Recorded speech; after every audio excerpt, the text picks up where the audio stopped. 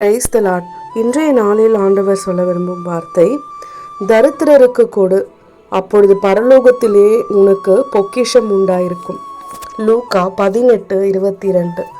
அன்பான தேவனுடைய பிள்ளைகளே, எல்லாம் இருக்கிறவங்களுக்கே நம்ம பகிர்ந்து கொள்ளுதலும், அவங்கள விசாரிக்கிறது, உறவுகளுக்குள்ளேயே சந்தோஷமான நேரத்தை செலவிடுறது, ஒரு பண்டிகை வரும்பொழுது நமக்கு தெரிஞ்சவங்களுக்கே எல்லாத்தையும் கொடுக்கறது, இதெல்லாம் பகிர்தலோ ஒரு உதவிக்குள்ளேயோ வரவே வராதுங்க.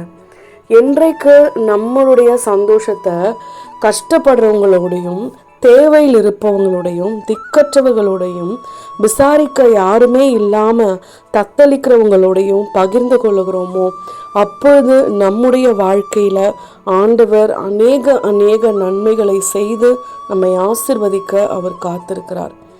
தரித்திரமாய், அதாவது யாருமே இல்லாமல் இருக்கிறவங்களுக்கு நம்ம செய்கிற உதவி இருக்குது பார்த்தீங்களா, அது பரலோகத்தில் நமக்கு பொக்கிஷங்களை சேர்த்து வைக்குமாங்க.